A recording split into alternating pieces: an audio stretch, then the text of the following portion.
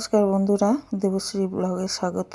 আজকে আবার একটা তেলাপিয়া মাছের রেসিপি নিয়ে তোমাদের সামনে চলে আসলাম। তো আজকে ফুলকপি আলু দিয়ে তেলাপিয়া মাছের ঝোল করব। তো সঙ্গে থেকো, তার জন্য পেঁয়াজ, টমেটো, এই যে তেলাপিয়া মাছ আর ফুলকপিটা আমি ভাপিয়ে নিয়েছি। তো আমার মেয়েটা একটু এই মাছটাই খেতে ভালোবাসছে, তাই ওটাই নিয়ে এসেছি। আর এই ফুলকপিটা একটু ভাপিয়ে নিয়েছি, নিয়ে জলটা ফেলে দিয়েছি। আর এই আলু লম্বা লম্বা করে কেটে নিয়েছি। তো চলো, তো কড়াতে তেল বসিয়ে দিয়েছি, তেলটা একটু গরম হোক। সঙ্গে থেকো, কেউ ভিডিওটা স্কিপ করো না।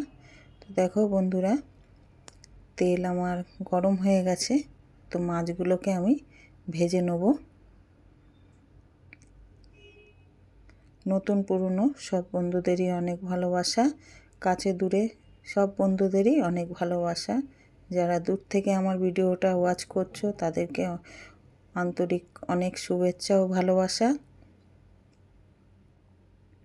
তো চলো মাছগুলোকে ভেজে নিই। তো দেখতে পাচ্ছ মাছগুলো আমার ভাজা হয়ে গেছে, মাছগুলোকে তুলে নেব।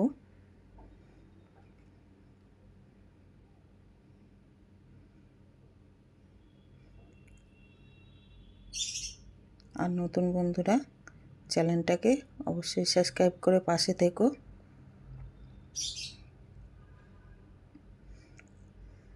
তো মাছগুলোকে তুলে নিলাম,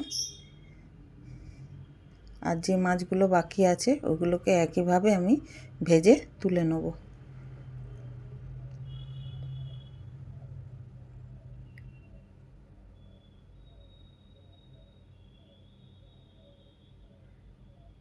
তো চলো মাছগুলোকে ভেজে সব তুলে নিই।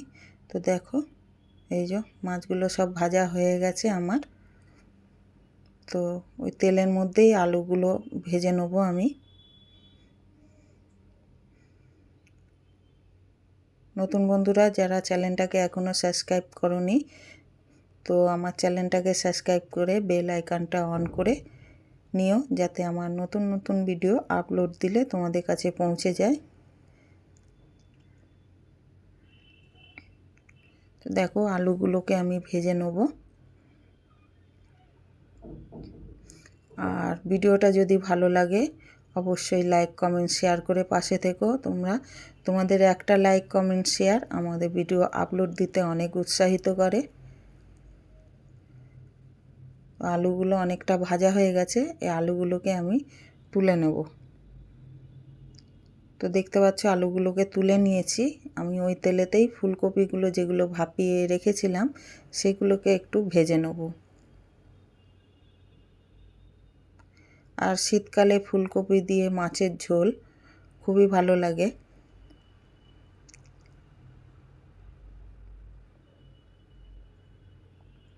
সব ফুলকপিগুলো একটু ভালো করে তেলের মধ্যে নেড়ে চেড়ে নেব, ভেজে নেব।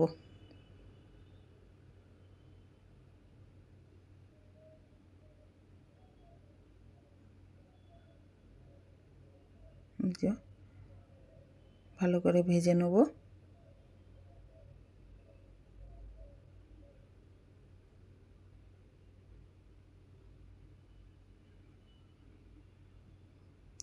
তো দেখতে পাচ্ছ বন্ধুরা আমার ফুলকপিগুলোও ভাজা হয়ে গেছে, তুলে নিয়েছি। এই যে সব তুলে নিলাম আমি। আলুও ভাজা হয়ে গেছে, ফুলকপিও ভাজা হয়ে গেছে। তো কড়ার মধ্যে আমি আর একটু তেল দিয়েছি। তো তেলটা একটু গরম হলে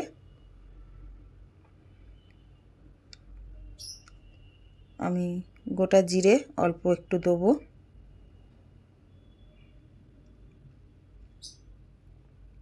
এই যে অল্প গোটা জিরে দিয়ে দিলাম।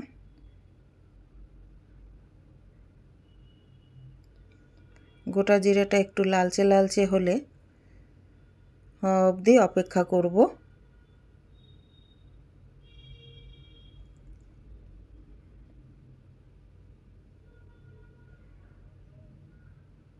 তার মধ্যে চট করে তোমরা একটা ভিডিওতে লাইক করে দাও।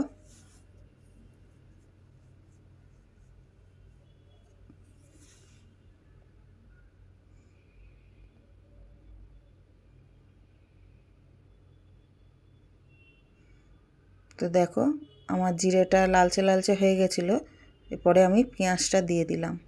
তো পেঁয়াজটা একটু লালচে লালচে করে আমি ভেজে নেব।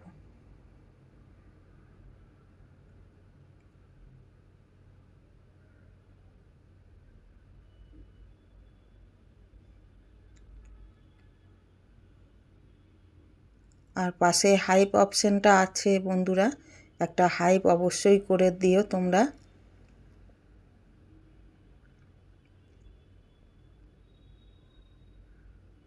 তো চলো পেঁয়াজটা ভাজা হোক একটু।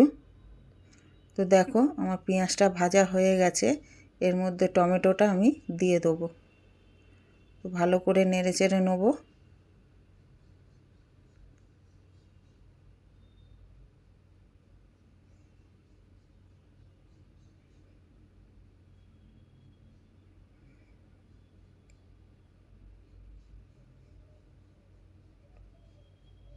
তো অল্প সামান্য একটু জল দেবো, যাতে আমি যে মশলাগুলো এতে অ্যাড করব সেগুলো পুড়ে না যায়, তার জন্য আমি একটুখানি জল দিয়ে দিলাম। তো পরিমাণ মতন হলুদ দিচ্ছি।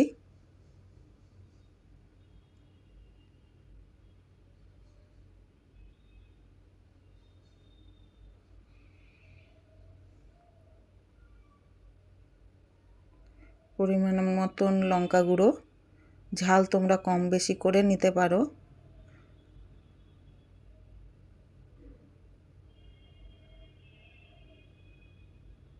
জিরে গুঁড়ো দিয়ে দিলাম পরিমাণ মতো।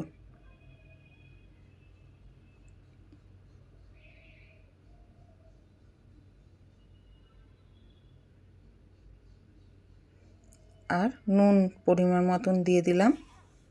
দিয়ে এগুলোকে ভালো করে আমি মশলাটাকে কষিয়ে নেব।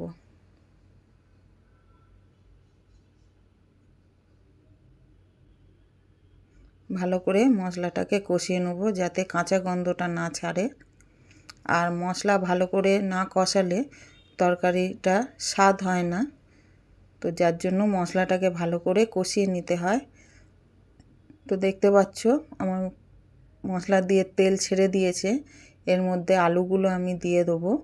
দিয়ে ভালো করে নেড়ে চেড়ে নেবো। ফুলকপিটা এখন দেবো না, কেননা ফুলকপিটা আমি অর্ধেক সেদ্ধ করে রেখেছি, তার জন্য আমি ফুলকপিটা এখন দেবো না, ফুলকপিটা লাস্টে দেবো।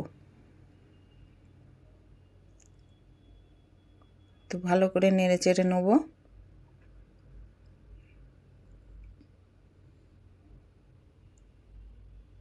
তো দেখো ভালো করে আমি কষিয়ে নিয়েছি মশলাটার সাথে আলু। এবার পরিমাণ মতন জল দিয়ে দেবো।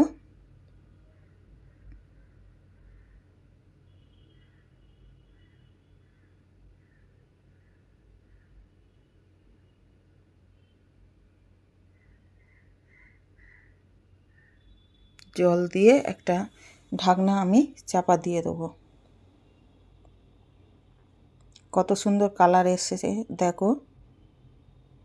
তো একটা দেখতে পাচ্ছ অনেকটা ফুটে গেছে আমার ঝোলটা। তো এর মধ্যে মাছগুলোকে আমি একে একে সাজিয়ে দেবো।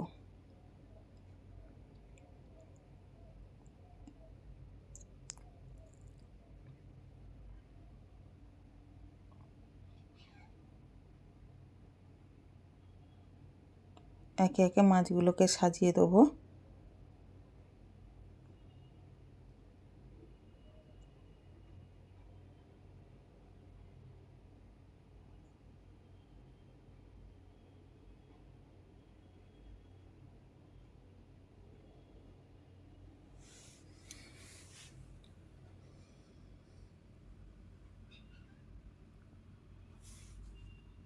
ফুলকপিগুলো আমি এর মধ্যে দিয়ে দেবো।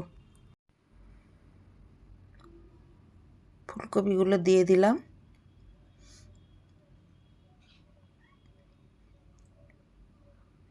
ফুলকপিগুলো অনেকটাই সিদ্ধ হয়ে গেছে আমার, যার জন্য এতটা লাস্টে আমাকে দিতে হলো। তো একটু নেড়ে চেড়ে দেবো। ভেবেছিলাম যে একটু বড় কড়াতে রান্না করব, তো তাড়াহুড়াতে আমি ছোট কড়াতেই রান্না করেছি। তো তার জন্য একটু অসুবিধা হচ্ছিল আমার নাড়তে।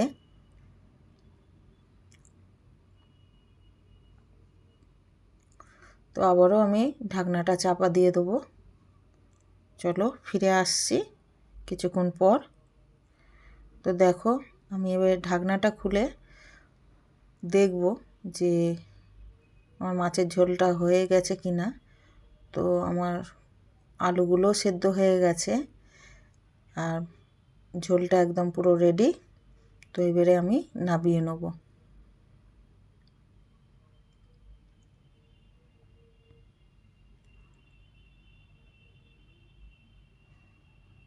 তো দেখো আমি মাছের ঝোলটা নামিয়ে নিয়েছি, কত সুন্দর কালার হয়েছে দেখো। তো ভালো লাগলে অবশ্যই লাইক কমেন্ট শেয়ার করে আর একটা ছোট্ট হাইপ করে পাশে থেকো বন্ধুরা। আবার দেখা হবে নতুন কোনো ব্লগ নতুন কোনো ভিডিওর সাথে। ভালো থেকো, সুস্থ থেকো, টাটা।